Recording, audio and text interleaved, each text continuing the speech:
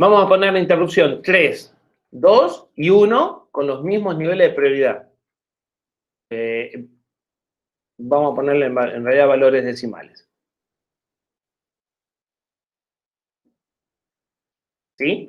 Vamos a suponer que el 3 de adelante es el nivel y que el 0 de adelante es el subnivel, para no hacer las cosas más complicadas de lo que hace falta, ¿sí? No nos vamos a meter en binario. Yo estoy atendiendo la interrupción 3. ¿Sí? Si la 20 y la 10 llegan dentro de la duración de una instrucción, las voy a considerar simultáneas. ¿Cuál voy a atender? La 10. La 10, porque por simultaneidad voy a atender la 10 y porque además la 10 está un escalón más arriba, así que no hay mucho para pensar. ¿Sí? Ahora, si estoy en la 30, llega la 20 y 2, 3 o 4 instrucciones después llega la 10, lo que va a suceder es que voy a estar en la 30, voy a anidar a la 20 y sobre la 20 voy a anidar a la 10. ¿Sí? Sí. Si las interrupciones son así, estoy en la 30 y las que llegan juntas son 20, 21, ¿cuál voy a atender? La 20. La 20. Si llega primero la 21 y después llega la 20, ¿qué va a suceder? Se va a la 21, pero ya la 20 no... Exactamente, se va a atender la 21 porque entró primero y la 20 ya no se va a atender hasta el final de la 21. Claro. Y recién cuando termine la 21 y la 20 voy a volver a la 30. Perfecto. ¿Sí? Eso es lo que busca el práctico, justamente terminar de sacar estos detalles de cuándo veo una parte y cuándo veo la otra. ¿Y a dónde va el número de interrupción? Si entran juntas, la 20 y la 21, pero tienen configurado el mismo nivel de prioridad. Entonces, si tienen configurado el mismo nivel de prioridad, ¿cuál va a entrar? Y la que sea el nivel de interrupción más bajo. Bien. ¿Sí? Como una forma de desempate. La realidad es que no deberían de configurarle nunca el mismo nivel, ¿sí? Salvo que realmente son dos interrupciones exactamente iguales. O sea, yo tengo dos dispositivos idénticos que piden igual, con las mismas características, entonces ahí sí puedo configurarlas con la misma nivel. Pero si son cosas distintas, yo debería de darle a alguno prioridad 21 y otra prioridad 20. ¿Para qué? Para saber exactamente, en caso de que se lleguen simultáneas, cuál va a ser la secuencia en la que se atiende. ¿Sí?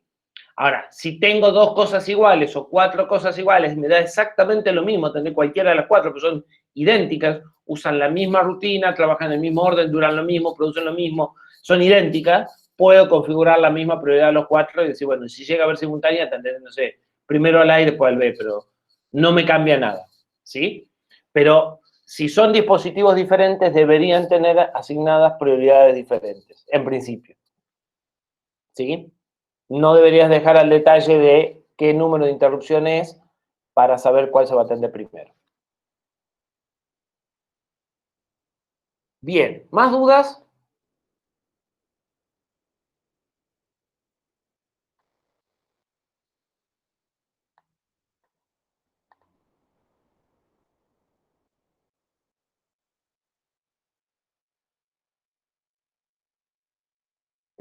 ¿Dónde habíamos quedado? Habíamos quedado en conversión de A, ¿o no?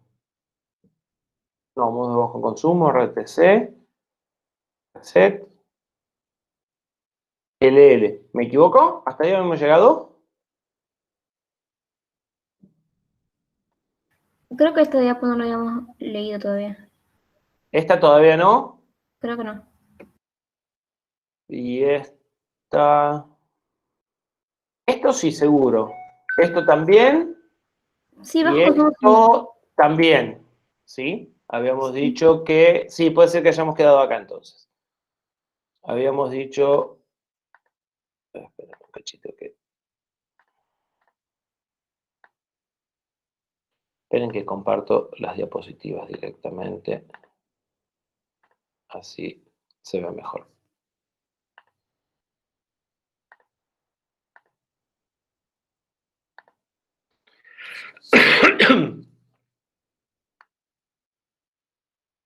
Bien, habíamos dicho, estábamos viendo los detalles técnicos del procesador que vamos a usar, como para que tengan una idea de lo que van a encontrar en un microcontrolador, cuáles son los famosos dispositivos que están integrados en un microcontrolador. De esos nosotros vamos a ver dos en detalle, y algunos de los detalles técnicos del Cortex.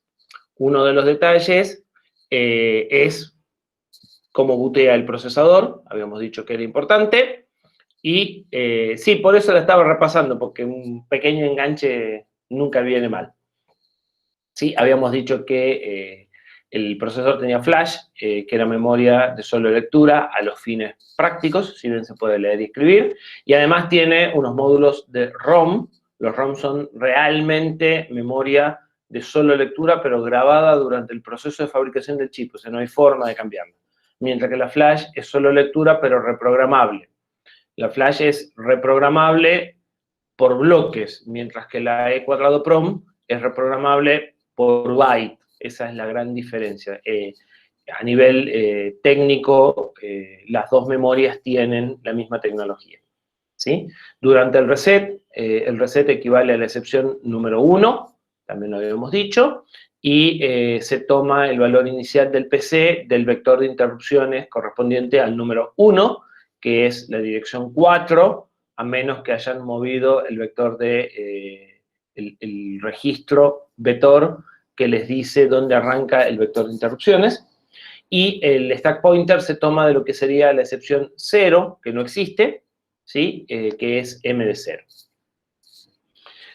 Y de acuerdo a la configuración eléctrica de algunas terminales del procesador, se puede cambiar estos valores, ¿sí? Y en lugar de tomarlos de los vectores de reset que están grabados en flash, junto con el programa nuestro habitualmente, se puede hacer que se tomen de flash externa o de USB. Eso les va a permitir ejecutar algo que les había comentado, que por ahí escucharon hablar, que son los bootloader. Los bootloader son pequeños programas, cargadores, que sirven para cambiar el contenido de la flash sin necesidad de utilizar herramientas especiales como las que se usan habitualmente para grabar la flash. A ver, vale aclarar que las herramientas especiales es una placa de este tamaño con un chip que cuesta $1.50 hoy por hoy, ¿sí? Un pod de desarrollo, una herramienta adaptadora de interfaz para poder grabar un flash, es un micro muy sencillo. Pero la realidad es que ustedes, si quieren cambiar el flash, la imagen de un celular, por ejemplo, no la tienen. O la imagen de la PC, la flash de booteo de la PC, no tienen esa herramienta. Entonces, para eso se usan estos bootloaders, estos cargadores, que son programitas que solo sirven para borrar la flash, hacer este proceso de borrado lento y complejo, y regrabarla, ¿sí? Tienen un protocolo de comunicación para recibir el contenido y lo graban en la memoria flash. Bien. PLL. Creo que les comenté que era una PLL. Un PLL es un circuito analógico que sirve para multiplicar señales de reloj, que les va a permitir entrar con una frecuencia de reloj y salir con una frecuencia mayor o menor en base a una serie de divisores y multiplicadores que ustedes pueden configurar, ¿sí? Entonces, hay 2 o 3 registros en los cuales ustedes ponen valores y esos valores generan que una señal de clock de 1 MHz pueda salir como una señal de 10, de 15, de 16, en función de lo que ustedes configuren, ¿sí? Ese PLL va a ser el núcleo del sistema de reloj que se va a distribuir a lo largo del CPU. En todos los microcontroladores suele haber varias señales de reloj de distintas frecuencias que salen de una unidad central, generadora de clock. Esa generadora de clock es también la que genera los tiempos de espera para esperar las estabilizaciones de los osciladores. Y creo que les había dicho, es el módulo más difícil de configurar, porque estas PLL tienen... en mi época, hace mucho tiempo, se la veía en lo que era electrónica 3, que ahora es electrónica para comunicaciones, ¿sí? Creo que la siguen viendo, no en gran detalle, pero sí una idea básica de cómo funciona. Pero estas PLL son circuitos realimentados, ¿sí? Son circuitos realimentados que tienen un rango en el cual se puede producir el proceso este de multiplicación, ¿sí? Piensen que no es sencillo sacar una frecuencia del doble de la frecuencia que están sacando con el mismo factor de trabajo. O sea, realmente no es tan simple multiplicar una señal de clock. Dividirla en general sí, pero multiplicarla no. Lo cierto es que si ustedes hacen determinados tipos de cambios en la configuración de la PLL, lo que va a suceder es que la PLL se va a desenganchar. Es decir, se va a salir del rango de realimentación en el cual opera y se va a frizar, va a dejar de oscilar. Y eso implica que se murió el micro. Entonces, la configuración de la PLL, llevar el PLL de 80 mega a 200 mega, suele no ser tan simple como cambiar un valor, sino que hay que ir cambiando unas secuencias de valores, ¿sí? Y ir llevando el reloj por distintas etapas y esperando a que los cambios de reloj se estabilicen. Porque, de nuevo, cuando ustedes cambian osciladores, hay periodos de adaptación. Entonces, normalmente la configuración del módulo reloj sigue una máquina de estados finitos, bastante compleja, en algunos casos tiene 20 y tantos estados, por los que ustedes dicen, bueno, yo quiero trabajar en este modo y quiero ir hasta este modo, pero no puedo pasar directamente, tengo que ir llevándolo por una secuencia, por ejemplo, subiendo un multiplicador a un determinado valor, esperando que se estabilice, para lo cual leen un registro de estado para saber si ya se estabilizó.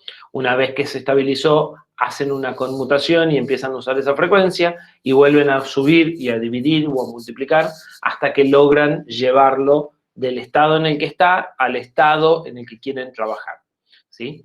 Normalmente el fabricante les da patrones, o sea, además de darle la máquina de estado y las secuencias y los ejemplos de programación, le suele dar código para esta parte, ¿sí? Es más, para esta parte le suelen dar asistentes, le suelen dar herramientas gráficas donde uno les dice cómo quieren que opere el equipo, incluso en qué modalidades, porque lo que puede suceder es que ustedes quieren que opere a alta frecuencia en determinado momento y a baja frecuencia en otro porque quieren ahorrar pila. Entonces, encima, por ahí esta configuración hay que hacerla a lo largo del programa y no solo en el arranque. Entonces, casi todos los fabricantes hoy les dan herramientas en donde ustedes dicen cuáles son los modos en los que quieren trabajar y ellos les va a generar el código de inicialización de esto porque es realmente complejo, ¿sí? Realmente la parte que más cuesta y encima es fácil meter la pata. Y si meten la pata se muere el micro, hay que reiniciarlo y empezar de vuelta. Romper no van a romper nada, así que por ese lado siempre están tranquilos. En el caso de este micro hay 3 PLL generando 3 conjuntos de señales principales del reloj, lo que es el reloj del sistema, ¿sí? Lo que es el reloj que usamos para el SysTick y para los contadores que vienen después, y para el procesador y para la memoria. Y además hay 2 sistemas de reloj más, uno para el sistema de audio, para la interfaz I2S, y otro para la interfaz USB. USB es una interfaz que trabaja exactamente a 48 MHz. Entonces, para desacoplar los 48 MHz del USB de la frecuencia que ustedes pongan en el sistema, que puede ser entre 80 y 240 MHz o 210 MHz, lo que ustedes quieran, y con el de audio pasa algo por el estilo, tienen 3 sistemas de reloj diferentes.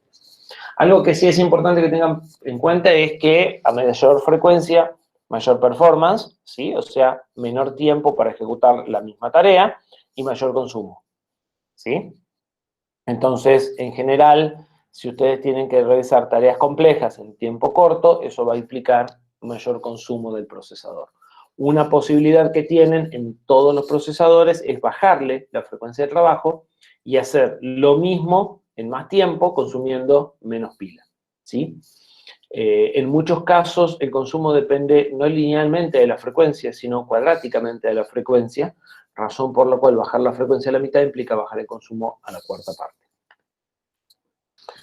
Bien, Algo que se usa mucho en los procesadores y que viene de los sistemas embebidos, una forma de agregar seguridad, son los watchdogs. Los watchdogs son una idea muy interesante. Un watchdog es básicamente un contador que arranca en un valor predefinido, por ejemplo en FF, y que si llega a 0 provoca un reset. Entonces, la idea es que yo cada X tiempo voy a tener que ir a ese contador y volverlo a llevar a E00, a FF, ¿sí? Es un contador que yo tengo que estar reiniciando cada X tiempo. De esa forma, si se frisa el sistema de reloj del procesador, que es posible por golpes de tensión, por ruido electromagnético, ese tipo de cosas, o simplemente porque me perdí, fui a parar una rutina de exception handler, como por ahí les pasa a ustedes cuando hacen las pruebas en las placas, y esa rutina no hace nada, entonces se queda en un lazo infinito, ¿sí? O por cualquier error que haya caído en un lazo infinito, después de X tiempo, cuando ese temporizador llegue a 0, se va a producir un reset, un reinicio, y se va a reiniciar, va a volver a arrancar el programa, ¿sí? Es algo, sería algo equivalente a un trap por timeout, ¿sí? Estos watchdogs, entonces, son normalmente módulos de hardware. Cuanto más independiente sea ese hardware, mejor. De hecho, hay integrados externos que se dedican a hacer nada más que watchdog, que son capacitores, que yo los cargo cuando toco un terminal, o sea, cuando genero una señal de 1 por una salida digital, y que si se descargan, provocan el reset, ¿sí? Eso es mucho más confiable que un divisor conectado al mismo sistema de reloj que se puede haber frisado, ¿sí? Depende de lo que quieran hacer, van a usar un sistema de watchdog u otro.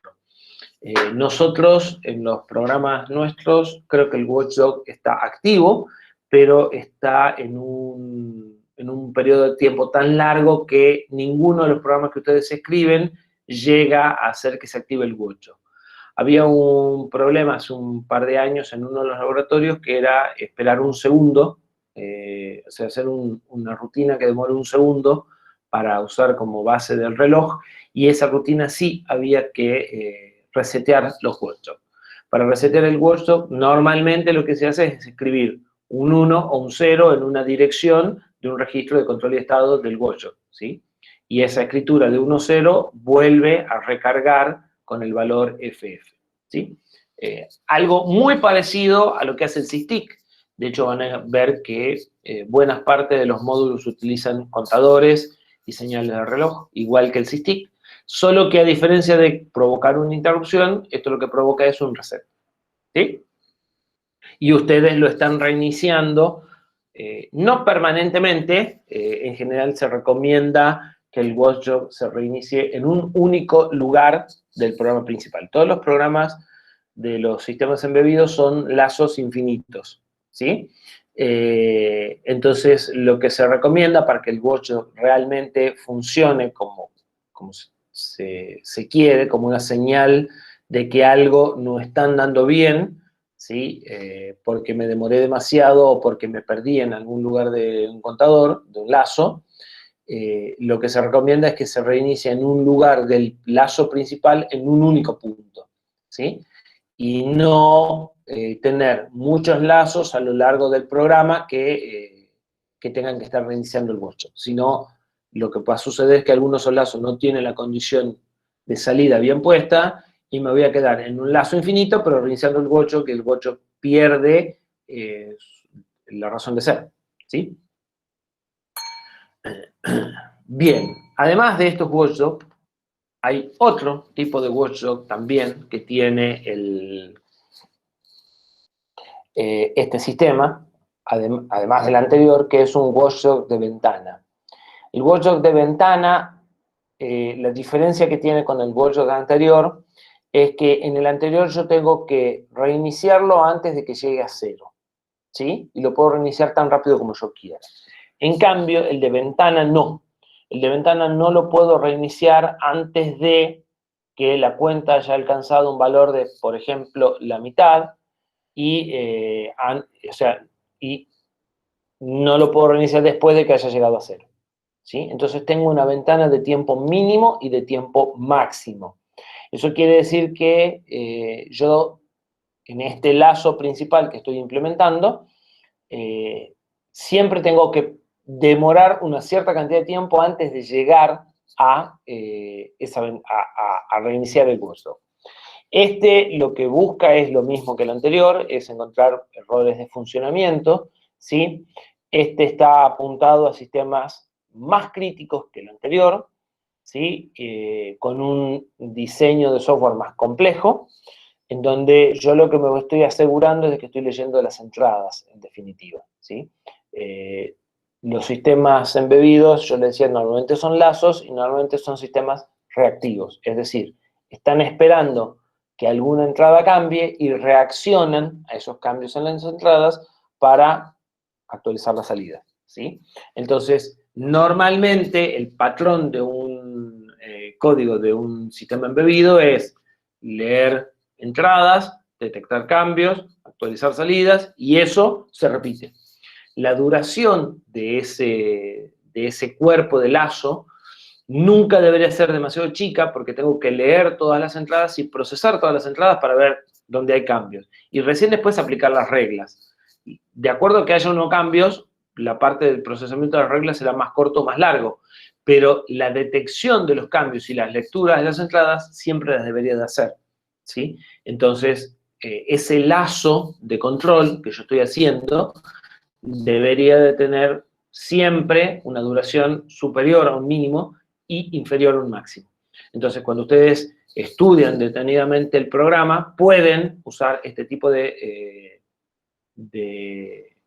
watchdog que son más estrictos y que, por lo tanto, pueden detectar errores más sutiles que el otro, ¿sí? Esa es la idea. Entonces, ver que un lazo no está saltando algo de lo que tiene que hacer. Decíamos que en general se recomienda no cargar el watchdog más que en un único punto, y ese único punto debería de estar en el lazo principal, ¿sí? No deberemos de cargarlo ni en interrupciones, y las interrupciones deberían ser cortas. ¿Por qué las interrupciones cortas? Bueno, si las interrupciones son muy largas, podrían afectar al watchdog. Si las interrupciones son muy largas, además, me puede afectar a la latencia de las otras interrupciones, ¿sí? Y se empieza a hacer mucho más complejo evaluar los tiempos de respuesta.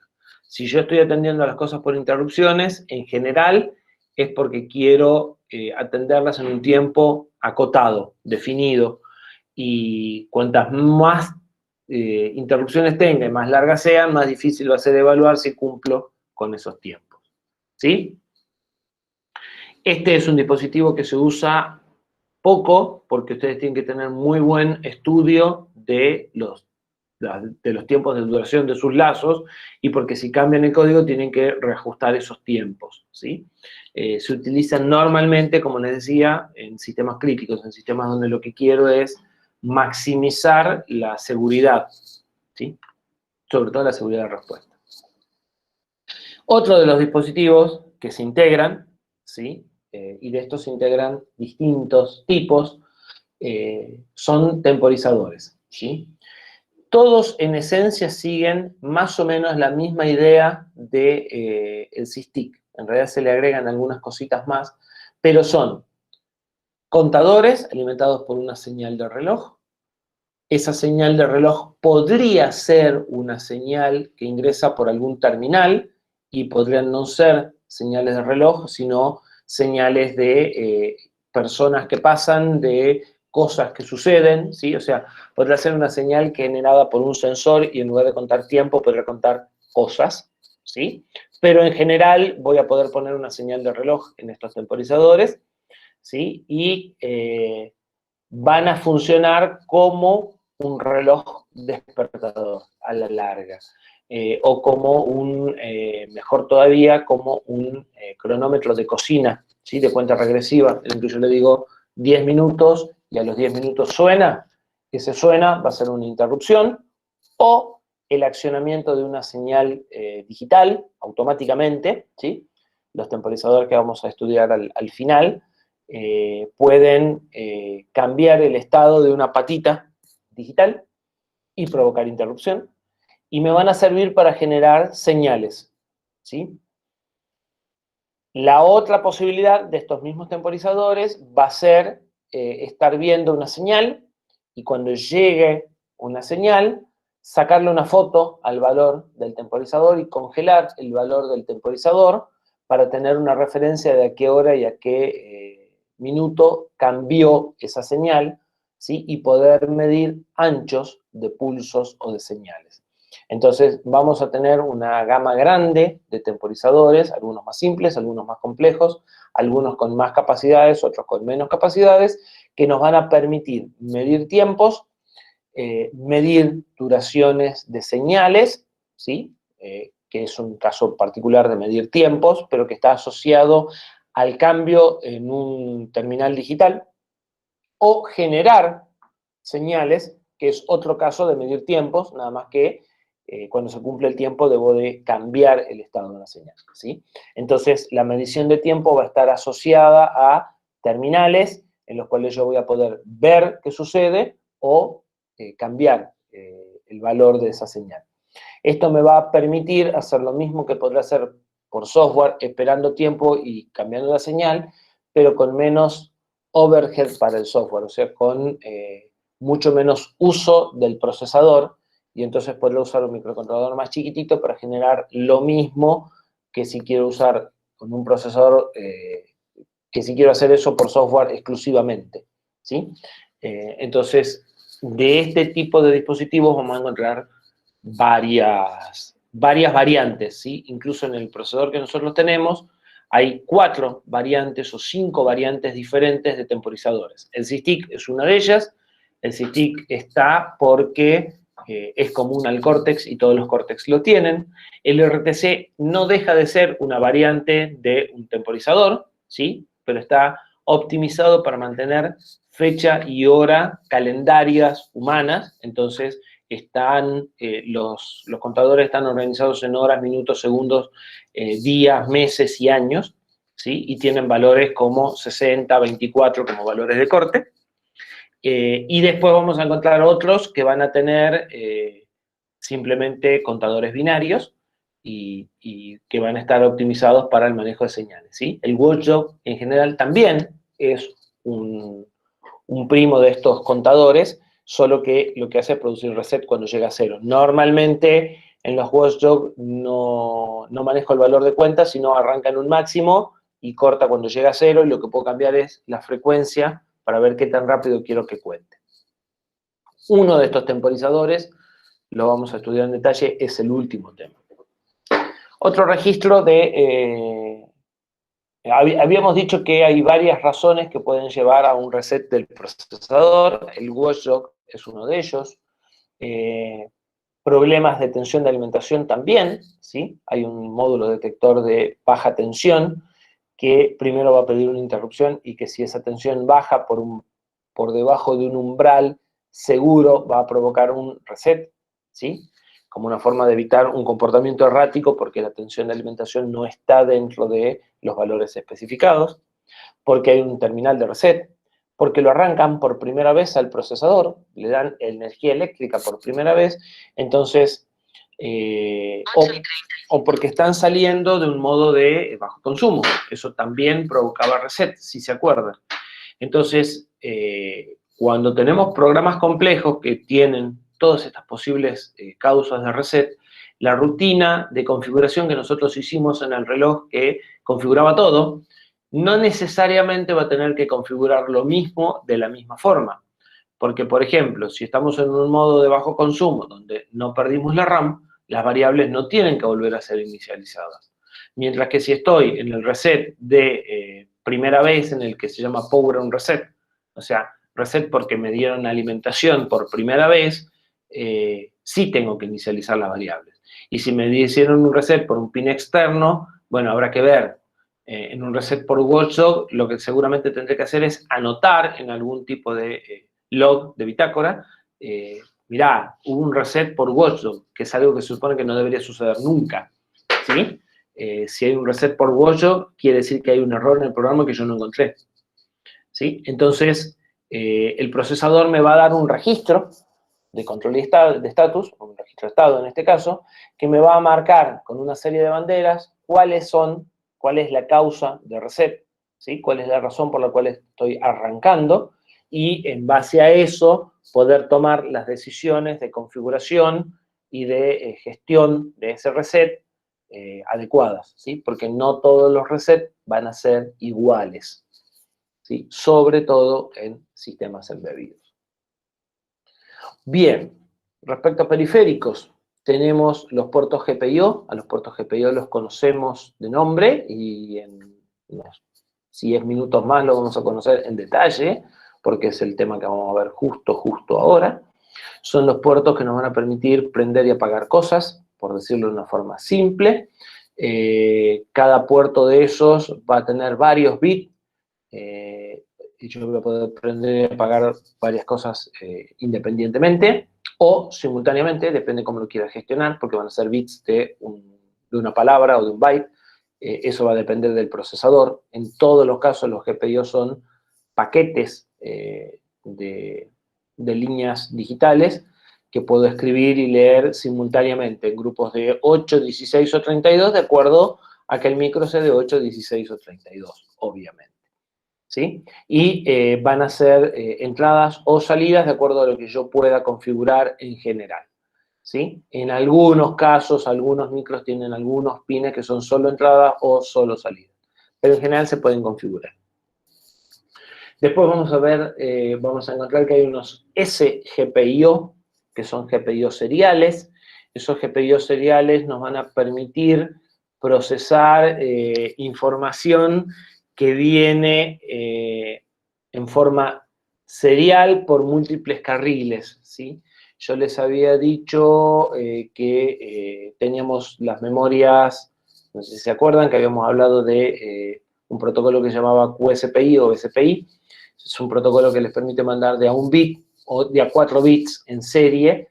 El sGPIO es una versión de GPIO que nos va a permitir manejar ese tipo de cosas, ¿sí? Cuando vienen varias señales seriales, pero paralelos, o sea, vienen al mismo tiempo serial y paralelo. Entonces tengo 4, 6 u 8 líneas en donde cada una de ellas trae bits seriales, ¿sí? Entonces nos va a permitir, de nuevo, lo podremos hacer con un GPIO y con interrupciones, pero esto va a ser más fácil utilizando este dispositivo de sGPIO. No lo vamos a estudiar, ¿sí? Algunas de estas interfaces de comunicaciones las van a ver en transmisión de datos. De todas formas, el sGPIO no se lo usa. Finalmente, en lo que hace a interrupciones, todas las interrupciones del procesador, casi todas, son internas, es decir, ustedes no tienen conexión a ninguna patita del LENVIC, salvo NMI, si mal no recuerdo. Es la única patita del LENVIC que está ruteada a una pata externa. Todo el resto de los terminales de pedidos de interrupción del LENVIC están conectados a módulos internos. Por ejemplo, a los puertos de GPIO, por ejemplo, a los puertos de sGPIO, por ejemplo, al puerto de detección de baja tensión, que habíamos mencionado, a los puertos de comunicaciones, ¿sí? Cada uno de esos van a ser fuentes de interrupciones. En el caso de el procesador, ustedes van a poder generar hasta 8 interrupciones externas, es decir, van a poder tomar 8 terminales del procesador y usarlos para producir interrupciones, ¿sí? Esas interrupciones no van a estar directamente asociadas al LENVIC, van a pasar por un sistema por una electrónica de procesamiento, es decir, que ustedes van a poder decidir, por ejemplo, si quieren que la interrupción se provoque cuando la línea toma activo el nivel bajo, cuando toma el nivel alto, es decir, si es una línea normal o una línea invertida, ¿sí? O si quieren que la interrupción se dé en un flanco y quieren usar el flanco ascendente o el descendente o ambos. En cambio, esas cosas en el LENVIC ya están fijadas, ¿sí? Esto lo que va a hacer es detectar esa condición y hacer un pedido de interrupción al LENVIC, pero ahí electrónica al medio, ¿sí? Pero ustedes sí van a poder definir entonces 8 terminales que pueden provocar interrupción cuando ustedes lo deseen, ¿sí? Nosotros vamos a mostrar, hay algún ejemplo de laboratorio si quieren dando vuelta, cómo podrán pedir interrupciones cuando apretan una de las teclas, ¿sí?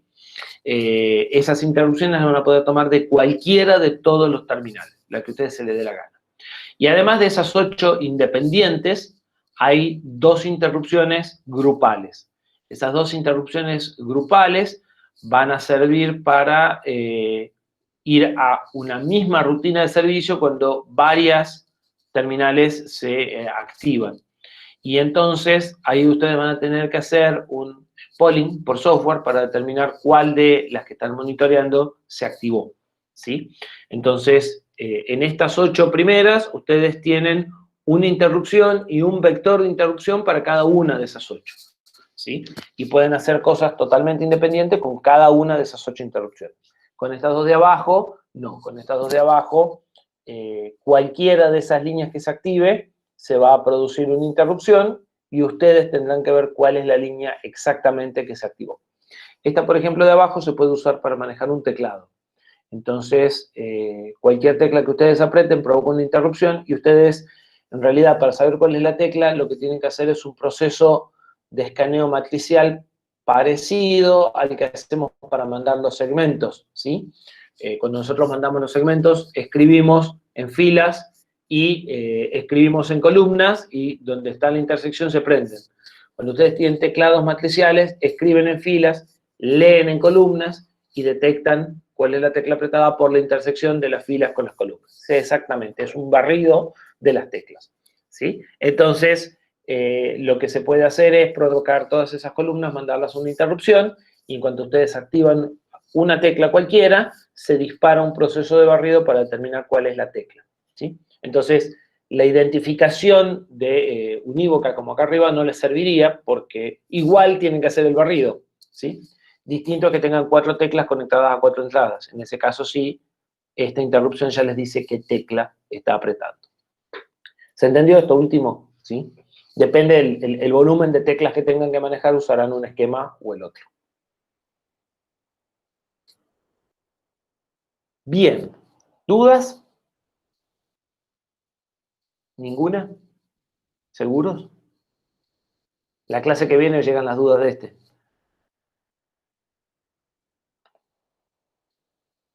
Bueno, si no tienen dudas, empecemos con entradas y salidas digitales, con GPIO. Bien, esto deberíamos haberlo empezado el 23 y estamos a 26. Llevamos justo una clase de atraso respecto al cronograma original que planteamos al inicio de las clases. Pero nosotros, como ya corrimos un práctico, ¿sí? Esa clase atrasada no nos afecta, así que se puede decir que vamos en tiempo y forma, ¿sí? Bien, las señales GPIO de este procesador tienen una complejidad adicional que casi todos los microcontroladores tienen. Profe, ¿Sí? ¿no está presentando pantalla? No estoy presentando pantalla porque salí de la otra y no cambié. Bien, vamos de nuevo. Una ventana. ¿Ahora sí? Sí, ahí sí. Bien. Bueno, les mostraba el cronograma. Les decía que esto estaba planteado originalmente para el 23. No, a los fines prácticos no estamos atrasados. Y después les contaba que algo muy común en los microcontroladores es que un mismo terminal pueda tener varias funciones, ¿sí? Entonces, el mismo terminal, la misma patita, por decirlo en términos que se entienda, porque esto suele ser confuso, ¿sí? Suelen tener problemas para entender a qué me estoy refiriendo. El microcontrolador es un circuito integrado, ¿sí? Es una pastilla. En general, hoy por hoy la mayoría de los microcontroladores son cuadrados y tienen terminales en los cuatro extremos, en los 4 laterales, ¿sí? una patita de ese microcontrolador, por decir algo, la primera de la izquierda, ¿sí? Del lateral, la primera del lateral izquierdo, puede tener varias funciones. Puede ser una entrada-salida digital, puede ser una entrada analógica, puede ser una salida analógica, puede ser una salida de temporización, puede ser una salida de comunicaciones, ¿sí? Normalmente hay más funciones que patas. Es decir, todos los dispositivos de entrada-salida que están integrados adentro de una pastilla no se usan todos, se usan algunos, ¿sí? De acuerdo al diseño que ustedes vayan a usar, usarán 3 temporizadores y 4 entradas-salidas digitales, o usarán 15 entradas-salidas digitales y un temporizador, o usarán un temporizador, 3 entradas-salidas digitales y 2 canales de comunicación, ¿sí? Como la configuración de dispositivos viene armada en el silicio y ustedes no la pueden cambiar, y el silicio es barato, no así los terminales son de cobre y no son baratos, entonces el fabricante o los fabricantes optan por poner varias opciones y varios dispositivos y que ustedes elijan la que más les conviene. Entonces, lo que vamos a encontrar es que un mismo terminal puede hacer varias cosas. En este procesador en particular, eso sí es muy particular de este procesador, una de las cosas que puede ser son terminales de salida digitales, ¿sí? En realidad, eso es igual en todos los procesadores. Una de las funciones de los terminales es ser entrada y salida digital, que es la función más básica que tienen, prender y apagar cosas. Y las otras son como funciones más elaboradas. En otros procesadores, los terminales arrancan, se configuran para que sean entradas digitales. Y ustedes tienen que cambiarles la función si es que lo quieren usar para otra cosa. En este procesador, los terminales arrancan siendo entradas analógicas. Y ustedes tienen que cambiarles la función para que sean entradas y salidas digitales, ¿sí? Entonces, para poder prender y apagar cosas en nuestro microcontrolador vamos a tener que hacer 2 configuraciones, que en otros a veces la primera no la tengo que hacer solo para prender y apagar cosas, para otras cosas sí las tendría que hacer igual, ¿sí? Tengo que configurar a la patita para que asuma el rol de terminal GPIO, ¿sí? O de entrada-salida digital, y después tengo que configurar la entrada o salida digital como entrada o como salida, ¿sí? Entonces, esas son las 2 grandes tareas que voy a tener que configurar.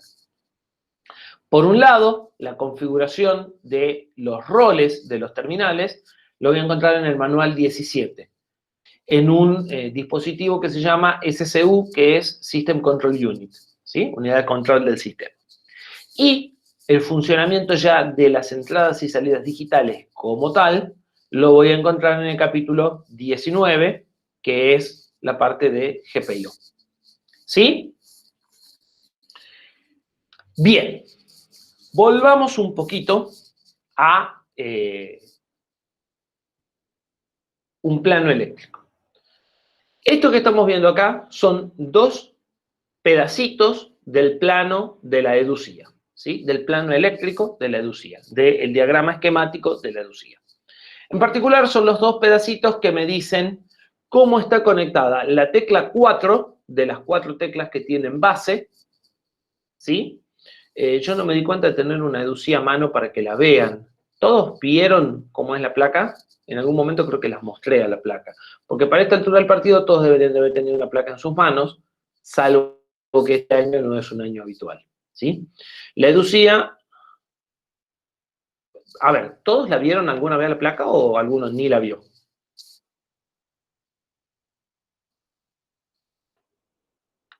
Vamos por quien no la vio, porque algunos la tienen. Bueno, entonces vamos a empezar por la punta del ovillo, para que no quede tan en el aire.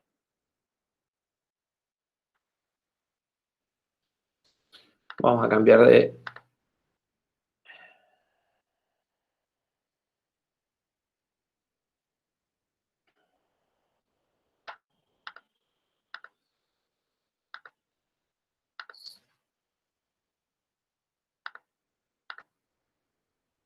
Esta es la placa.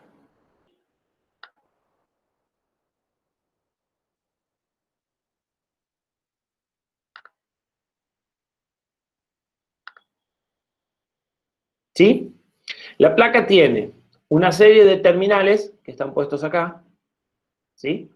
Para expansión. Este que está acá grandote es el microcontrolador, tiene 144 terminales.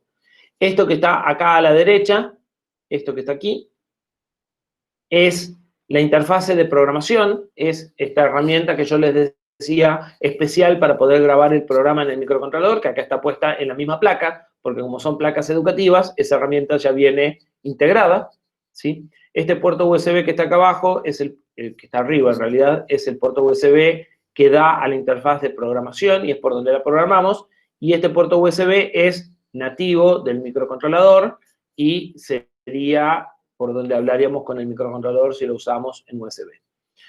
Tiene todos estos terminales para ampliación, la pila del RTC, que creo que sí les mostré el otro día, ¿sí? Para alimentar el circuito de reloj, si lo quisieran hacer. Alimentación, fuente, algunas pavaditas por acá. Y tiene acá, sobre la derecha, 4 botones y 4 LEDs, de los cuales estos 4 LED, el primer LED, este que tiene un montón de... este que está acá abajo, que tiene 4 áreas de cobre, de 4 áreas de estaño grandota, es un LED RGB. O sea que en realidad son 3 LED. Es un LED rojo, un LED verde y un LED azul integrados en un solo dispositivo. Y después tiene 3 LED más, uno verde, uno rojo y uno amarillo. ¿Sí? Este se llama LED 1, LED 2, LED 3. Este que está acá es LED R, LED G y LED P, obviamente. Y estos son tecla 1 a tecla 4. ¿Sí? Y este es el microcontrolador. Como esto es un diseño abierto, de esto hay un plano, que lo podemos buscar si quieren rápidamente. ¿Sí?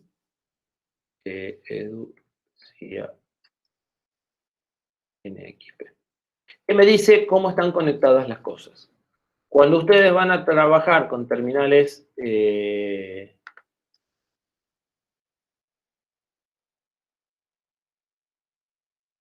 cuando ustedes van a trabajar con dispositivos electrónicos y prendiendo y apagando cosas, necesitan ver el plano. Necesitan ver en qué terminales exactamente están conectadas las cosas. Bueno, este es un resumen del plano. El plano está, no lo vamos a buscar por ahora porque no vale la pena. Lo que yo hice es extraer 2 cosas del plano. El LED 3 y el pulsador y la tecla 4. ¿Sí? Y me quedé... Sí, están abiertos. Todo esto es abierto. La última A es de abierta. Una zona industrial abierta Argentina. No, la primera A es de abierta. ¿Sí? Entonces, todos los planos, los diseños de los circuitos impresos, las listas de componentes, los software, todo está disponible para que ustedes lo usen, lo copien o hagan lo que quieran. ¿Sí? Esa es la idea. Entonces, si vamos al plano, ¿qué nos dice este plano y qué nos dice este plano? La tecla 4 está conectada con una resistencia a 3,3 y un capacitor, ¿sí? Esta resistencia y este capacitor van a servir para limpiar los rebotes y una resistencia y van a una pata o van a una señal que se llama pulsador 3. Y la señal pulsador 3 entra en la patita 49, ¿sí? En esa figura que vimos recién, el cuadrado ese que estaba en forma de rombo, tiene un punto que marca la pata 1 y de ahí las patas se enumeran del 1 al 144. Podemos buscar cuál es la pata 49 exactamente. Pero lo cierto es que la tecla 4 ingresa por la pata 49. Eso lo diseñó quien fabricó el circuito impreso, ¿sí? No está bajo mi control cambiarlo. Podría, si yo diseño un impreso nuevo, mandarlo a otro terminal. Si yo estoy diseñando el sistema embebido, lo puedo conectar donde quiera. Pero en el caso de la de Lucía, ya está conectada ahí y no la puedo cambiar, ¿sí? Fíjense que cuando yo aprieto este botón, la señal pulse 3 se va a masa.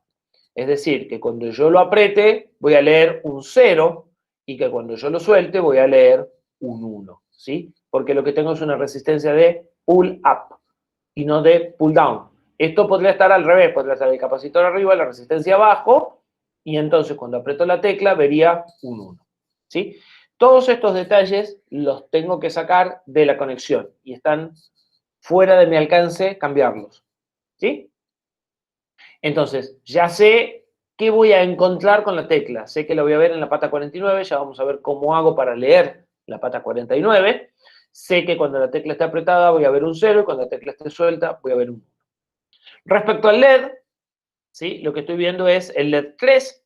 El LED 3 está conectado por un transistor MOSFET, ¿sí? Que tiene una resistencia a lo que es el gate. Esto lo pueden ver exactamente igual que una base, esto es exactamente igual que el emisor, y esto es el colector. Y entonces cuando yo ponga en el gate una tensión positiva, este transistor va a saturar, va a circular corriente y se va a prender el LED, ¿sí? Y si yo tengo esta señal puesta a masa, entonces el transistor se va a cortar y el LED se va a apagar. Entonces, en la señal LED 3, que es la pata 106, yo pongo un 0 y el LED se apaga, pongo un 1 y el LED se prende. ¿Estamos claros con las conclusiones eléctricas del esquemático? Ustedes en el laboratorio van a tener que, o sea, yo les voy a dar el plano del poncho y ustedes van a tener que determinar si están conectadas con inversión o sin inversión y a qué terminales, ¿sí? Entonces, esto es parte de lo que ustedes tienen que entender. No más detalle que este. Esto es una llave. Yo necesito saber si con un 1 la disparo o con un 0 la disparo. Nada más. No me interesa el cálculo de las resistencias, el cálculo de las corrientes. No es electrónico 1. Sí me interesa que reconozcan que esto está trabajando poniendo un 0 y un 1 por la resistencia y que acá lo que tengo que poner es un 1 para saturar este transistor y que si esto fuera un canal P, el circuito sería simétrico, esto estaría arriba, el LED estaría abajo y entonces se invierten y tengo que poner un 0 en el gate para saturarlo y un 1 en el gate para cortarlo, ¿sí? Hasta ahí llega la parte electrónica que yo necesito que ustedes sepan. Pero si algo de eso no queda claro, avisen. ¿Qué necesitamos acordarnos? Terminal 106, terminal 49. LED 3, terminal 106, LED pulsador 4, terminal 49. ¿Sí? Nuestro procesador, ¿sí? El 49 y el 106 corresponden a una variante de 144 patas. Corresponden a un LQFP de 144 patas. Entonces, en el capítulo 16, en la tabla 187, me voy a encontrar una descripción de cada uno de los terminales, ¿sí? Aquí tengo extraído los pedacitos de lo que me interesan.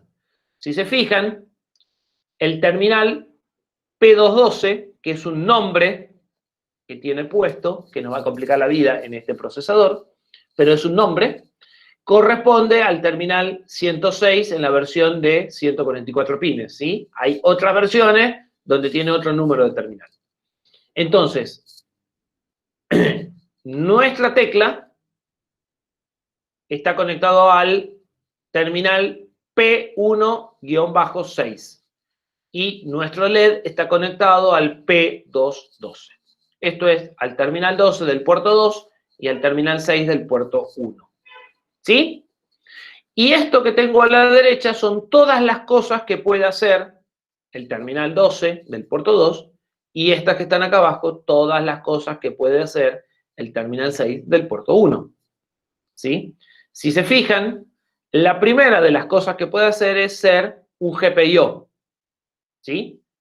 Entrada de salida digital de propósito general. Pero también puede ser un SST-OUT4, que es una función que vamos a usar después. O puede ser una línea de address de memoria externa. Fíjese, External Memory Address Line 3. O sea, es el A3 cuando yo quiero poner memoria externa. ¿Sí? Cuando quiero poner memoria externa, tengo un bus de datos y un bus de address. Exactamente igual que como vimos 2 temas atrás. ¿Sí? Bueno, en ese caso, este sería la línea A3. Si quisiera usar esa función. Nosotros no tenemos memoria externa, no la vamos a usar. ¿Sí? También podría ser una señal de entrada y salida de reloj para un módulo de comunicaciones sincrónico. Eso es lo que hace al 212. El 1.6 podría ser una entrada de un temporizador. Setout es cuando yo quiero generar una señal. Setin es cuando yo la quiero medir a la señal. Podría ser el write enable del bus. Podría ser una señal de lane de bus partido, que tampoco me interesa. Podría ser un SGPIO, de lo que le decía para señales, para GPIO seriales. Nosotros no usamos los SGPIO, usamos los GPIO. Y podría ser nosotros lo configuramos de una manera y se mantiene de esa manera, exactamente. ¿Sí? Va a haber un registro de control y estado que va a tener 3 bits, porque tengo 8 opciones, ¿sí? Y yo voy a escribir ahí qué función quiero para este terminal, ¿sí?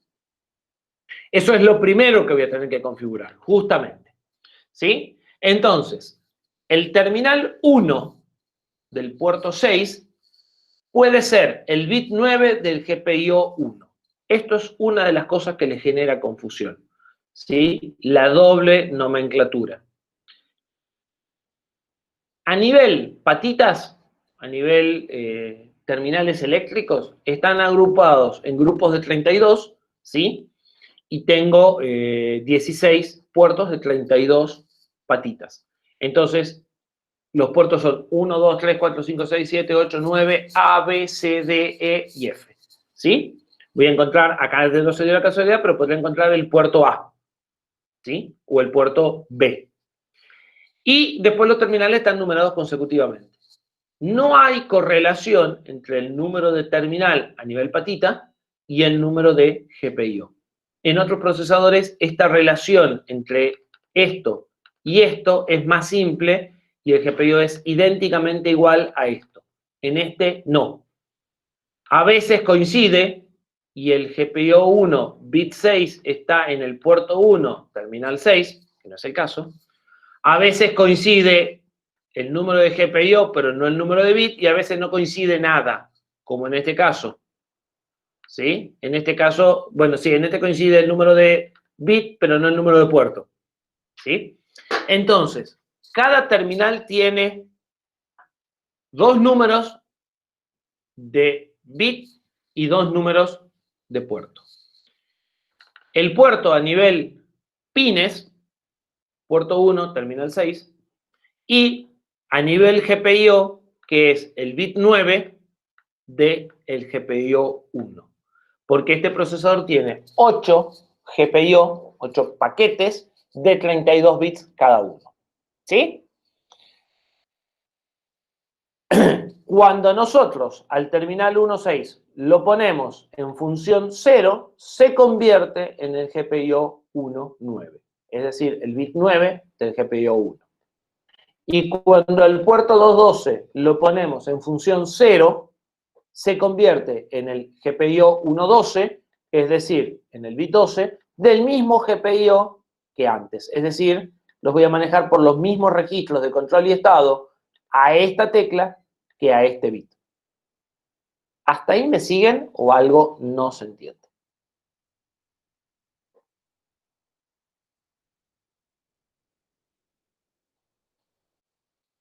Bien. Esto solo lo vamos a usar para decirle transformate en GPIO y nada más. ¿Sí? Vamos a hacer un par de configuraciones una vez al inicio y una vez que le dijimos que es GPIO 1.12, nos vamos a manejar como GPIO 1.12 porque nosotros lo que queremos es que sea una entrada y salida digital. ¿Sí? Entonces, esto es, ya llegamos en un registro de control y estado. ¿Sí? En un registro de control y estado vamos a elegir qué función queremos que asuma, más un par de cositas más. Lo configuramos una vez y lo dejamos. No lo tocamos más.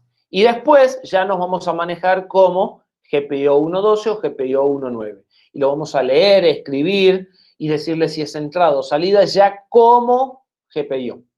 ¿Sí? Entonces, esta, la P1-6, ¿sí? Yo para minimizar las confusiones llamo puerto, terminal, GPIO 1 y bit 9. ¿Sí? No le llamo terminal 9, le llamo bit, para que no haya dudas de cuál es cada uno. ¿Sí? Entonces, en los códigos que le vamos a dar va a estar el puerto, el terminal, el bit, que es el que está entre corchetes cuando lo ven en esta notación, y el número de GPIO, ¿sí? Que se condice con lo que tienen acá en el manual, ¿sí? Esto que está es el número de terminal a nivel, enumeré las patitas que tengo a la vuelta, y esto es cuando lo quiero usar como entrada-salida digital. Bien, hagamos una pausita de 10 minutos y 15 seguimos, ¿les parece?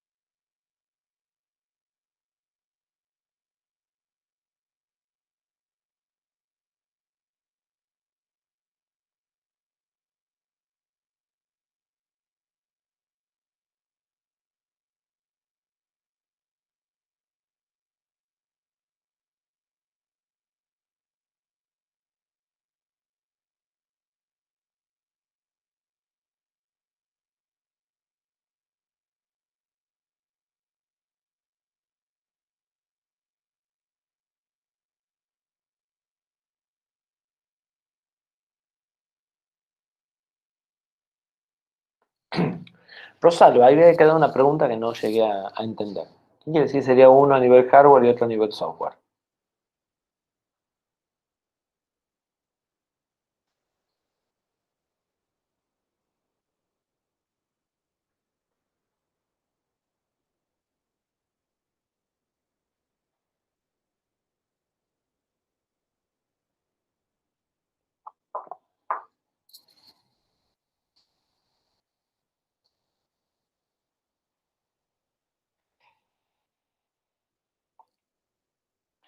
En realidad es así, a ver.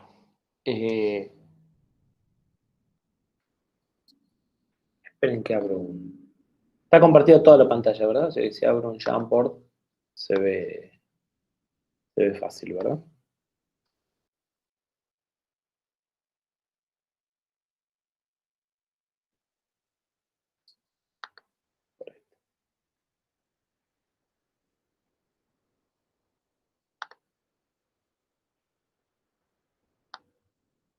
Yo tengo el terminal. ¿Sí? O sea, esta es mi cápsula. Acá está una de las patitas. Acá está otra de las patitas. Cada una de estas patitas viene, primero que nada, un multiplexor. En este caso, de 8 a 1. ¿Sí?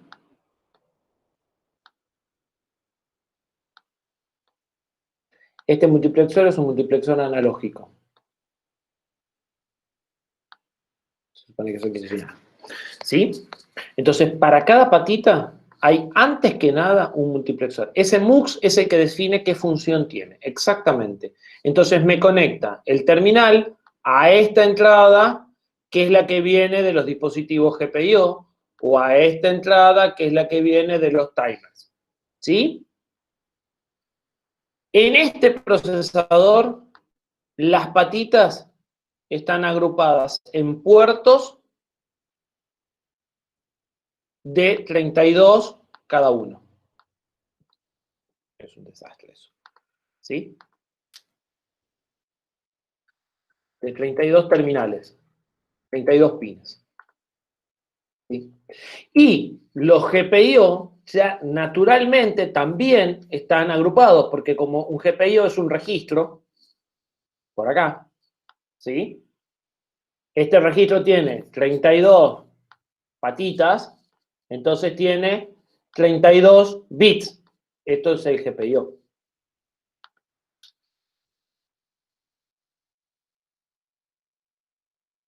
Entonces, los GPIO naturalmente están agrupados en también puertos. Entonces se da el problema que tengo puertos a nivel de paquetes de terminales externos y puerto a nivel patitas de GPIO.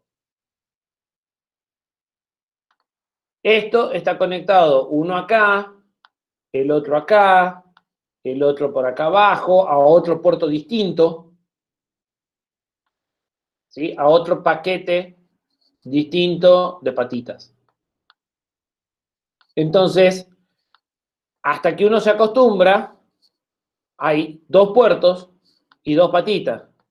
El puerto externo y la patita externa y el puerto GPIO y la patita GPIO, ¿sí? Y de acuerdo a cómo se hizo esta línea roja que le hizo el fabricante, el puerto 1 del GPIO 1 va a parar a la patita 33 del puerto 3 o va a parar al puerto 1 de la patita 1 del puerto 1. En algunos casos coincide el número de GPIO y el número de pin con el número de patita y el número de puerto y a veces no.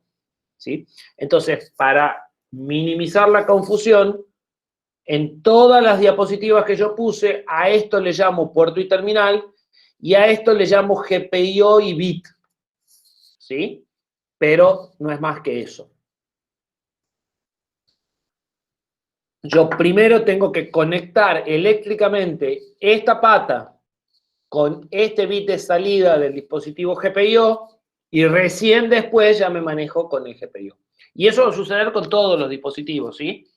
Cuando veamos los temporizadores que estarán por acá abajo, estará el temporizador, El temporizador tiene una patita que viene acá mismo, como vimos recién. Entonces yo tendré que conectar esta patita ahora a este puerto de temporizador y recién la puedo usar. La patita, si es salida de temporizador, no es GPIO, ¿sí? Queda aislado esto. Lo que yo haga en el GPIO va a parar a ningún lado porque este multiplexor lo corta. ¿Sí? ¿Quedó más claro, Rosalba, y para todo el resto? Eso es propio de tener varias cosas en una misma pata. Entonces, lo primero que tengo es este multiplexor. En el caso de este procesador, el que controla el multiplexor es el SCU. ¿Sí? El dispositivo SCU es el que maneja a este multiplexor, más un par de cosas más que vamos a ver ahora. Configura eléctricamente el terminal, esto. ¿Sí? ¿A dónde lo conecto? Y acá le puede poner incluso, que lo vamos a ver, unas resistencias de pull-up o de pull-down si es que me hace falta. ¿Sí? Entonces, eso lo maneja la SCU. Sería la parte eléctrica de la pata y su conexión con el dispositivo con el que queramos trabajar. Y después, una vez que ya configuramos esto, que esto no cambia, ya manejamos el dispositivo como tal y nos referimos al dispositivo. Pero en nuestro caso, lamentablemente no podemos usar el GPIO si no configuramos esto antes. En algunos otros procesadores esta configuración es más simple, ¿sí? Y nosotros podríamos usar el GPIO sin configurar esto. No así el temporizador. En este estamos obligados a configurar las dos cosas de entrada. Entonces, antes de que le tomen la mano, hay que manejar la complejidad de las dos cosas. Bien. Creo que está un poco más claro. Entonces, el comportamiento de cada microcontrolador se configura por medio de un registro, ¿sí? Hay un solo registro para cada terminal, un registro de 32 bits, para configurar todas las cosas que hay que configurarle a cada terminal. Como cada puerto tiene 32 bits, tiene 32 terminales, entonces va a haber 32 registros por cada puerto, ¿sí? De un byte.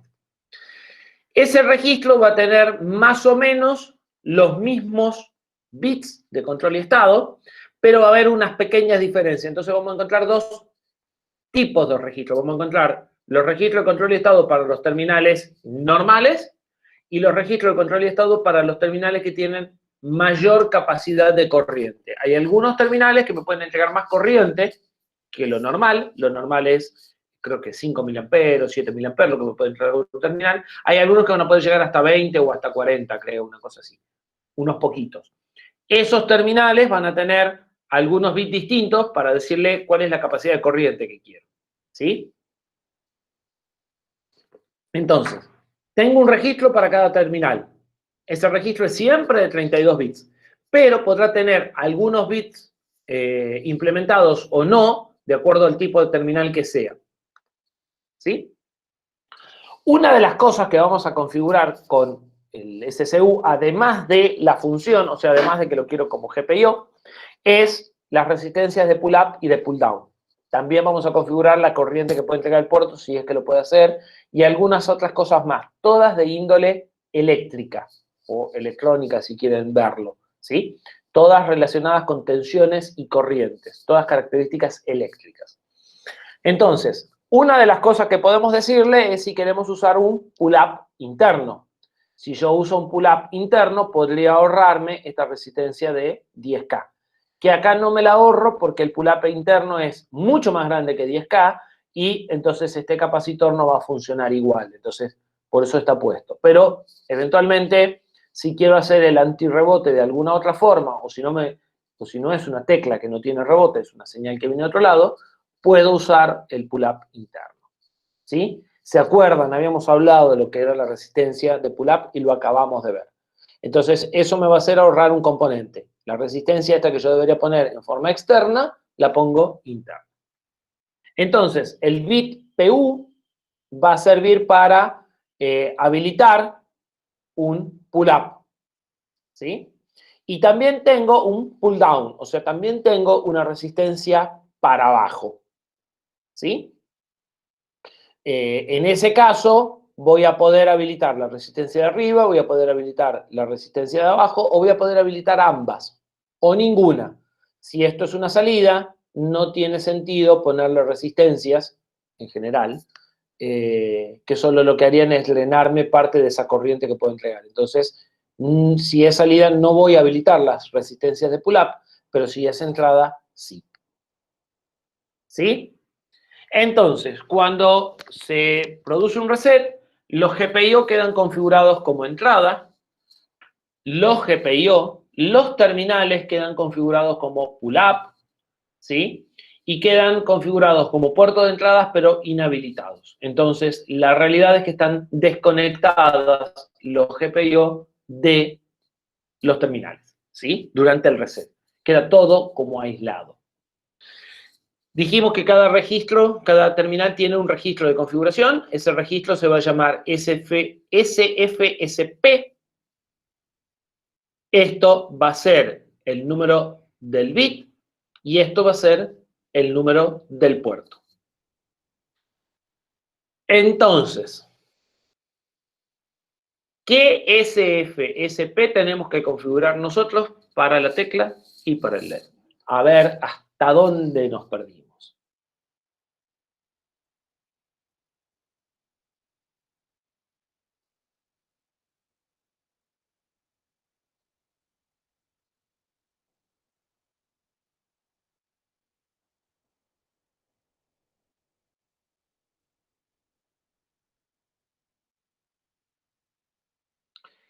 Eso va a ser SFSP 9-1, ¿sí? Y eso es para la tecla, creo. Perfecto. El bit 9 del puerto 1. Terminal 9, mejor, para no confundirnos, ¿sí? No, terminal 6 del puerto 1. Porque estamos hablando de esta parte, ¿sí? No de GPIO, sino de la parte eléctrica. El registro este es el registro que determina la función, el pull-up, el pull-down y algunas cosas más. Es el que maneja la primera parte, el multiplexor, ¿sí? Ese es el registro SFSP. Entonces, lo que tenemos que configurar es el 212 y el 16, no el 112 ni el 19, ¿sí? Vamos a configurar el SFSP 12-2 y 6-1. En la tecla 0 para usarlo como entrada, exactamente, y vamos a habilitar o no la resistencia pull-up. Depende de lo que queramos hacer, porque en realidad la tecla ya tiene resistencia pull-up externa. Podría no habilitarle el pull-up interno, ¿sí? Pero sí, para la tecla 0 es la que está, voy a ver, aquí, la tecla 3, ¿sí? Está en el 1.6, o sea que vamos a hacer el SPFC 1.6 y lo vamos a configurar como entrada, ¿sí? Pero como entrada quiere decir que le vamos a poner pull-up nada más. En la función 0, sí. Eso se llama función 0, para decirle que es GPIO. Exactamente. Ahora lo vemos al detalle del registro, ¿sí? El registro de SFSP, antes de que lleguemos a esto, tiene estos bits, ¿sí? Entonces, este de modo me dice qué es lo que quiero que haga, de 0 a 7, las 8 posibilidades. Este maneja el pull down, este maneja el pull up, y ahora vemos que manejan estos otros, ¿sí? Fíjense que de los 32 bits tiene ocupado 8, los otros 31 están sin uso. Bien, esto es la configuración de un pin, ¿sí? Esto es lo que está atrás o adelante del multiplexor. Entonces, esto que dice pin es lo que yo dibujé, es la patita eléctrica, la parte de cobre que nosotros tocamos, soldamos y le ponemos el dedo. Exactamente.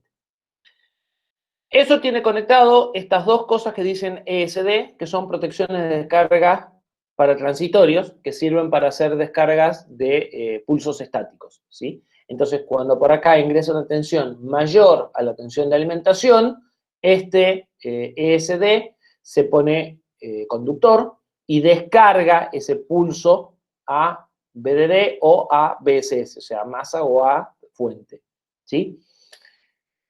Suponiendo que ese pulso que está entrando tiene muy poca energía. Si ese pulso que está entrando no tiene poca energía, son ustedes que mandaron un cortocircuito a 12 volt, este bichito ESD se va a destruir porque no va a poder manejar la disipación de la cantidad de energía que está cortocircuitando y el pin va a quedar dañado irremediablemente. Este ESD se va a poner en corto y cada vez que ustedes pongan una tensión diferente en cero, van a estar haciendo un cortocircuito y va a empezar a calentar, ¿sí? Si alguna vez les sucedió de meter una tensión más alta que lo que les dice el fabricante en un terminal, van a ver que el microprocesador sigue andando, pero al minuto o minuto y medio, calienta tanto que eventualmente hasta se desuelda, ¿sí? Eso es porque estas protecciones se pusieron en cortocircuito internamente y entonces estoy empezando a circular corriente permanentemente, una corriente alta, y por eso calienta. Eso no tiene solución, ¿sí? Entonces nosotros no podemos aplicar a un terminal una tensión superior a las tensiones de disparo de estas protecciones, que son normalmente un 10% más de la tensión límite de alimentación. Pasándolo en limpio, si yo tengo un terminal que trabaja entre 0 y 3,3 volt, no le puedo aplicar más de 3,7 o 3,8, ¿sí? O sea, esos 3,3 tendrán un límite máximo, una max Bain de 3,5 y el ESD se activa en 3,6. A partir de ahí, si yo pongo una tensión superior a los 3,6, destruyo una de esas protecciones y eso no sirve más, ¿sí? Entonces, una de las cosas con las que sí tienen que tener mucho cuidado es con las tensiones en los pines de entrada, ¿sí? No pueden superar los valores que dicen los máximos absolutos de las hojas de datos, porque lo que se dañan son justamente estas que están acá marcadas como ESD. A partir de que pasamos las protecciones, lo que tenemos es que puede ir a un módulo analógico sin pasar por nada más. Tengo un driver de salida, ¿sí?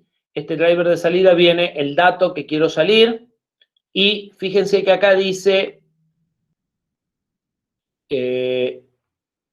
slew rate bit EHS, ¿sí? Y enable output driver, ¿sí? Entonces, esto es un buffer clear state. Si yo saco el enable output driver de arriba, lo que viene por el data output no va a salir, ¿sí? Este buffer clear state es un buffer analógico, entonces, o un buffer, sí, puede ser analógico o digital, depende de lo que esté manejando, pero esto es lo que hace la parte del multiplexor. Si yo quito las señales de acá, aíslo la salida del terminal, ¿sí? La señal que está abajo, que dice slew rate, maneja el slew rate. ¿Saben qué es el slew rate? No. Creo que ya no lo ven al slew rate. No sé si alguna vez vimos el slew rate. El slew rate es la tasa de cambio, ¿sí? Es qué tan abrupta es la subida de una señal, ¿sí? Cuando yo la veo en un osciloscopio. Entonces, el slew rate va a ser esto versus esto. Esta señal tiene un slew rate alto, tiene una tasa de cambio alta, sube rápido, y esta tiene un slew rate bajo. La tasa de cambio sube, o sea, la tasa de cambio es menor, la señal sube más, menos empinada. ¿Cuál de las dos señales tiene mayor componente armónico? Eso sí se supone que saben qué es.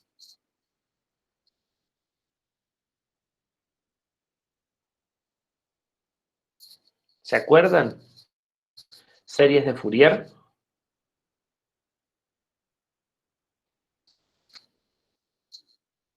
¿No? ¿No se acuerdan serie de Fourier? Bien. El cuadrado, ¿sí? Una señal cuadrada, tiene un contenido armónico enorme. Tiene todas las frecuencias, ¿sí? Presentes. ¿Sí? Si ustedes hicieron en algún momento la descomposición de esta señal cuadrada se descomponía, hasta donde yo me acuerdo, en una senoidal fundamental, vamos a suponer que esto es una senoide, más el doble, más el triple, más el cuádruple. No me interesa la matemática, solamente el concepto. Esto tiene un contenido armónico monstruoso. Cuanto más bajo es el slew rate, menor es el contenido armónico. O, mejor dicho, menor es el factor de ganancia de las armónicas. Las armónicas están más atenuadas. Las armónicas están multiplicadas por un factor menor. ¿Sí? Claro. Como las de muy alta frecuencia se atenúan, esto se hace curvo. Porque las señales de muy alta frecuencia se atenúan, ¿sí? Y por eso nunca son cuadradas. Lo cierto es que esta señal produce un contenido armónico y por lo tanto ruido mucho mayor que esta señal. Entonces, el procesador lo que les va a dar es la opción de, si ustedes lo que están prendiendo es un LED, donde no necesitan una tasa demasiado alta porque no necesitan una frecuencia de trabajo alta, porque esto es del orden de los 2 segundos, para poder verlo, o de 0,1 segundo, ustedes van a poder configurar el slew rate y decirle, yo quiero una señal más baja. ¿Para qué? Para producir menos ruido y afectar menos a los componentes periféricos, ¿sí? Entonces, esto genera un contenido armónico que se desparrama a lo largo de la placa y que puede afectar a otros componentes. Entonces, para minimizar eso, ustedes tienen la capacidad de aplanarla, la señal, de que la señal no suba tan rápidamente, no reaccione tan rápidamente. Eso es el slew rate. Entonces, hay un bit para decirle que ustedes quieren trabajar con bajo slew rate o con alto slew rate. ¿Sí? Cuando trabajan con alto slew rate, la señal sube todo lo rápido que puede y va a estar limitada nada más que por las capacidades parásitas que están dadas aquí. Cuando ustedes bajan el slew rate, este buffer va a agregar un circuito para limitar la pendiente y que esa señal suba más despacio. ¿Sí? Entonces, con eso tenemos más o menos claro cómo se maneja la salida. La entrada tiene un par de particularidades, ¿sí? La entrada tiene, por un lado, vamos a empezar por la parte fácil, un buffer de state que va a conectarlo a una resistencia de pull-up o a una resistencia de pull-down. Entonces, si yo pongo un bit en este buffer, voy a ver la resistencia de pull-up por detrás, si no, no la voy a ver. Si pongo uno en este, voy a ver la resistencia de pull-down y si no, no la voy a ver. Pero además tiene dos cosas. Tiene un acondicionador, ¿sí? Tiene un buffer que puedo conectarlo o no. Si este bit que dice arriba es sí, está en 0, este buffer aísla la entrada del núcleo. Y entonces, si yo tengo este buffer de arriba inhabilitado y este buffer que tiene el simbolito de histéresis también inhabilitado, este terminal está eléctricamente aislado del dispositivo. ¿Sí?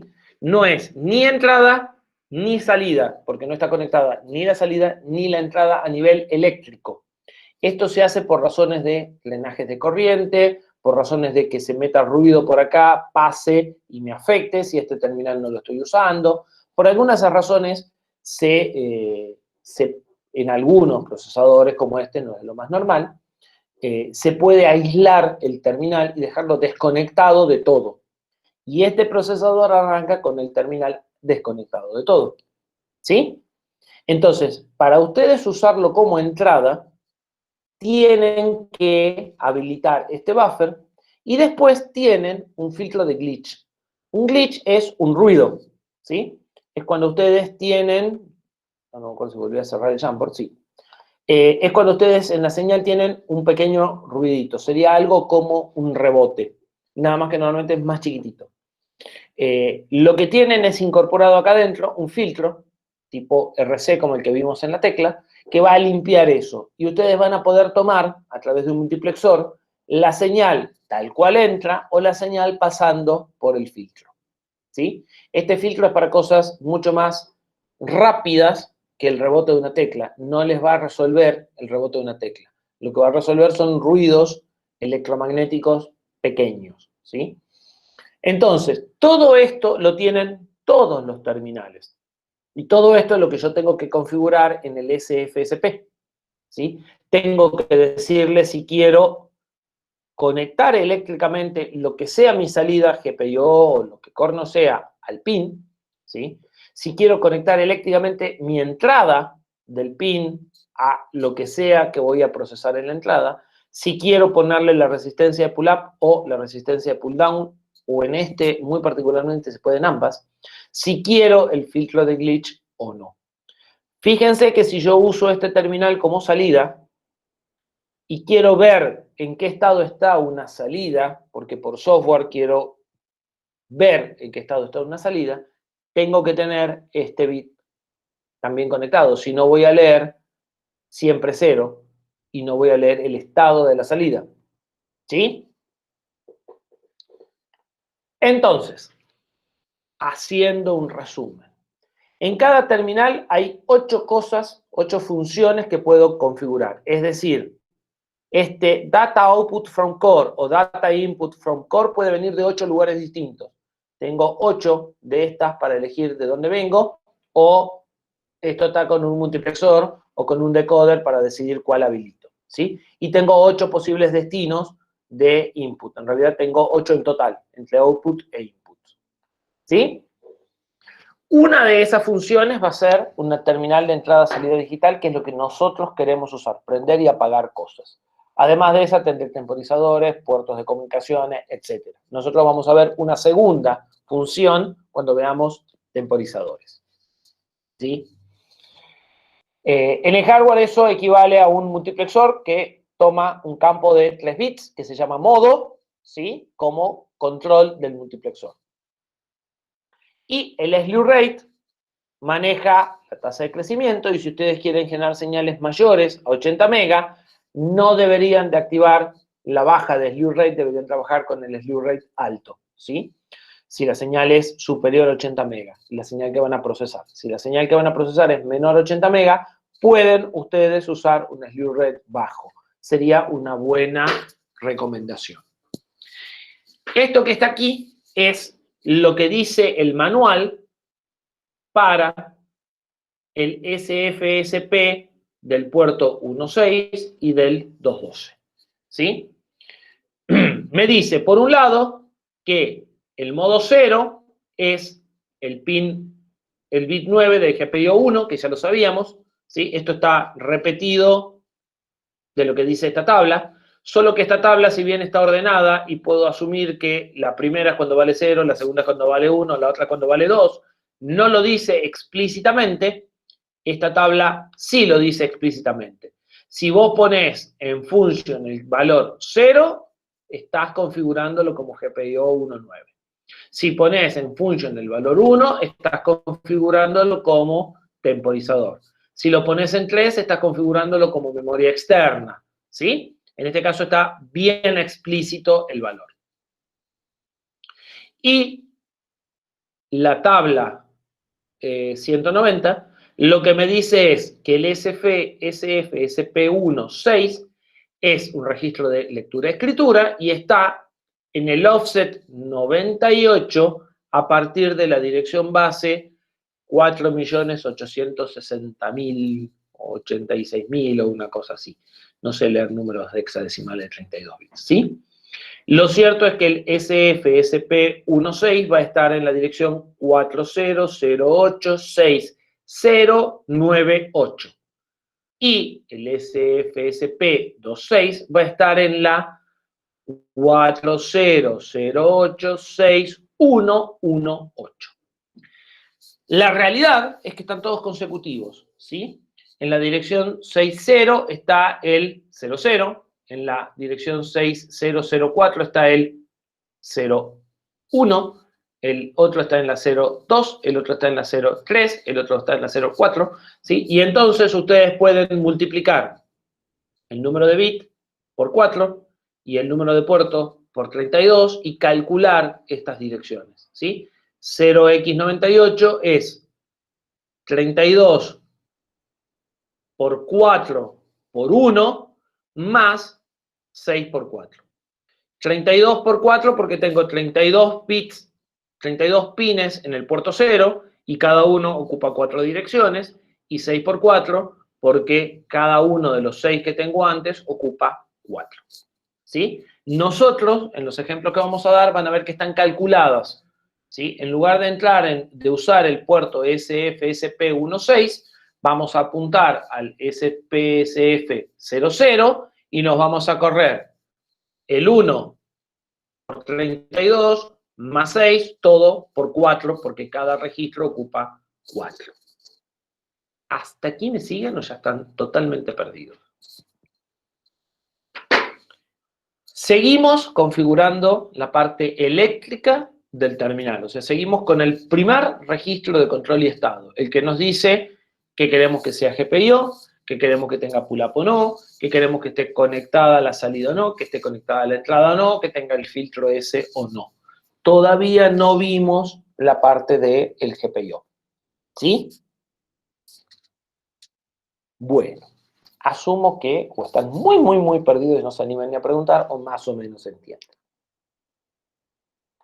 Esto es el registro, ¿sí? El registro tiene, habíamos dicho, ya había adelantado un poquito de esto, 8 bits para los terminales normales. Justo los dos registros que nos tocan configurar son terminales normales, tienen el mismo tipo de registro. Los bits 0 a 3 me van a decir el modo de operación. Nosotros lo tenemos que configurar en 0, porque lo queremos como GPIO, y la tabla decía que para GPIO era 0. El EPD nos dice si queremos habilitar o no la resistencia de pull down, y el EPUN nos dice si queremos habilitar la de pull up. Fíjense que están invertidas. En este el 0 habilita el pull up, en este el 1 habilita el pull down. ¿Sí? Como el registro arranca en 0, va a estar con pull up y sin pull down. ¿Sí? Y los otros 3 bits los habíamos visto en el diagrama. El EHS es el manejo del slew rate. Si lo tengo en 0, va a ser pendiente media, ¿sí? Va a ser la versión más chata, la que genera menos ruido. Y si lo pongo en 1, va a ser una salida de alta velocidad, o sea, va a ser slew rate alto. ¿Sí? Entonces, el bit 5 controla el slew rate. El bit 6 es el que controla el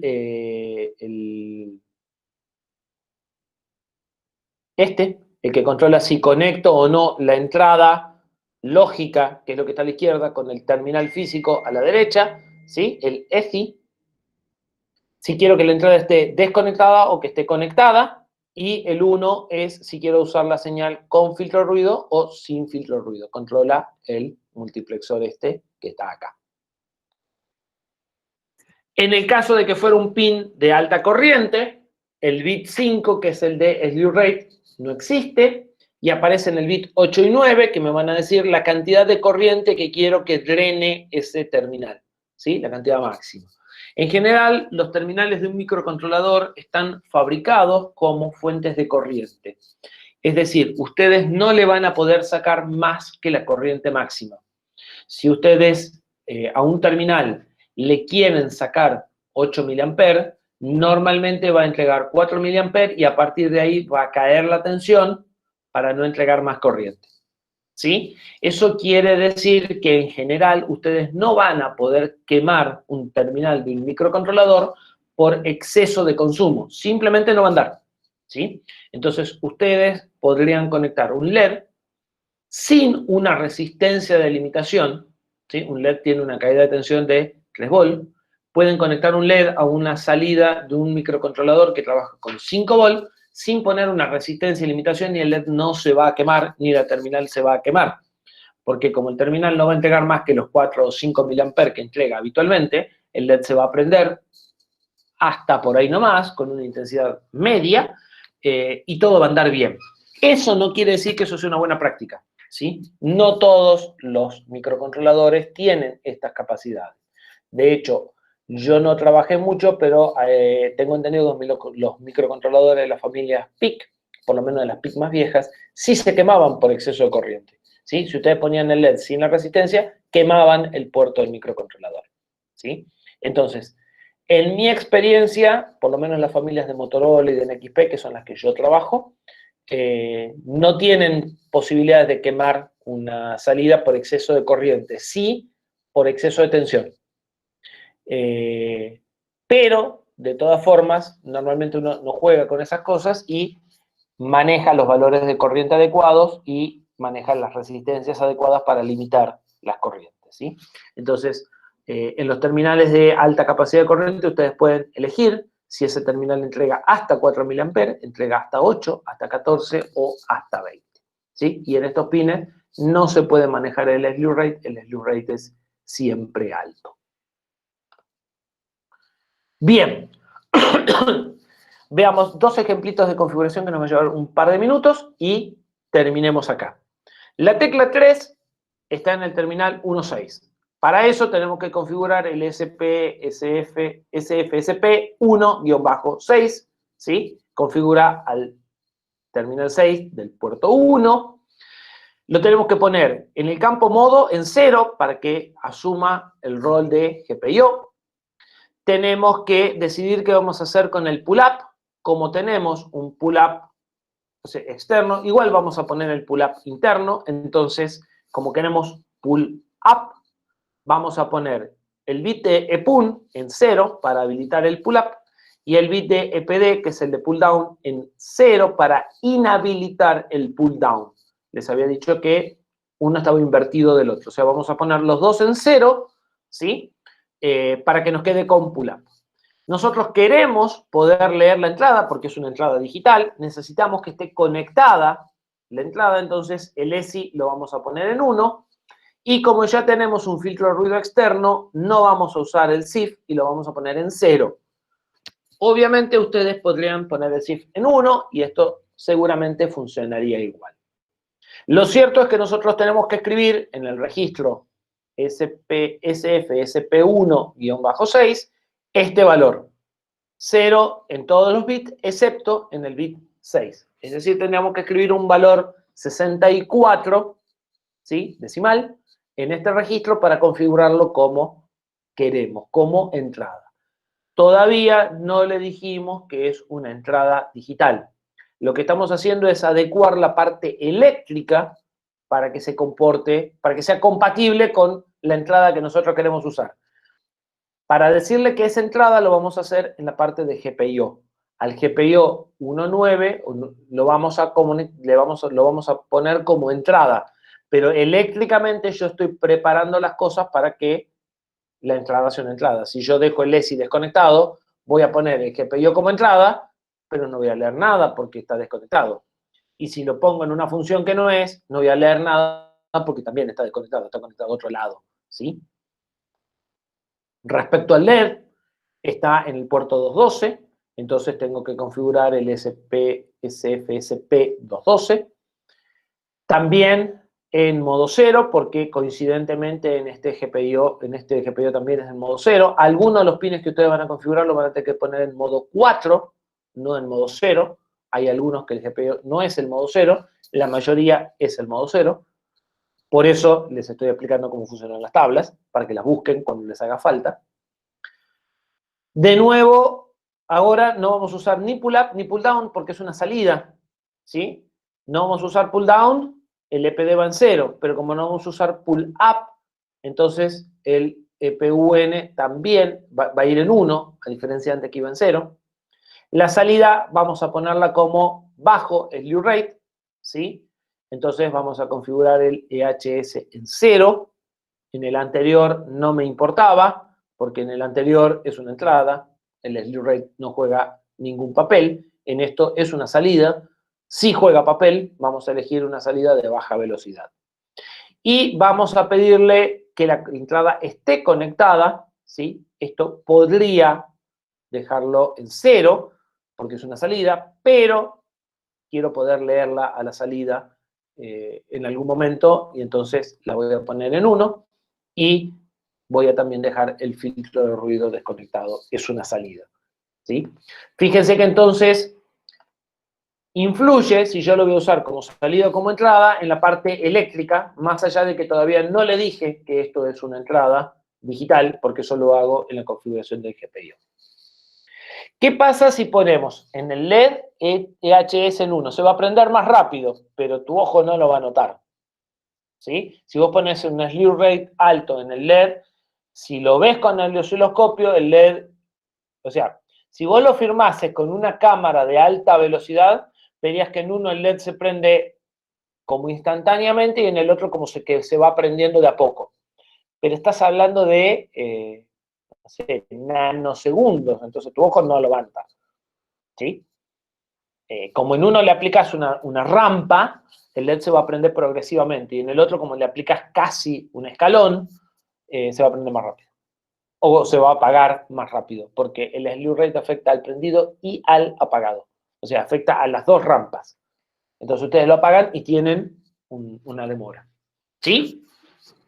Para el LED es intrascendente, pero para algunas señales que vos tengas que generar, por ahí esa pendiente puede generar problemas. Si esa señal está yendo a una compuerta y esa compuerta tiene alguna especificación, o un display del LCD, por ejemplo, por ahí te están especificando cuál es la forma que tiene que tener ese escalón, ¿sí? O sea, los escalones, las señales de clock, los flancos, normalmente tienen que tener un cierto nivel de tasa de crecimiento, o sea, no pueden ser demasiado progresivos porque a veces el circuito no responde bien, ¿sí? Entonces, dependerá de qué estás conectado.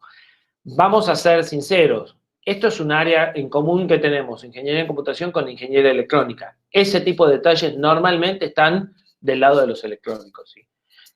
Si lo que vas a conectar es tan complejo como para tener que entrar en este análisis, deberías de tener un especialista, que será un ingeniero electrónico o un ingeniero de computación que metió mucha mano en esto y que aprendió mucho de esa parte, ¿sí?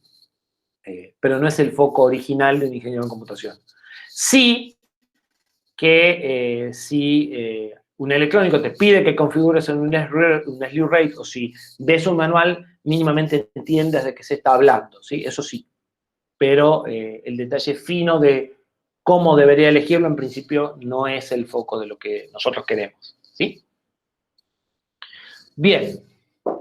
¿Dudas? Calculo que la clase que viene las dudas, así que cortemos acá, si le quedan un par de minutos para llegar a la clase que sigue, y nos encontramos el miércoles a las 10. El miércoles rinden el práctico de interrupciones a las 8. ¿Sí? Bueno, chicos, están desocupados entonces. Hasta el miércoles.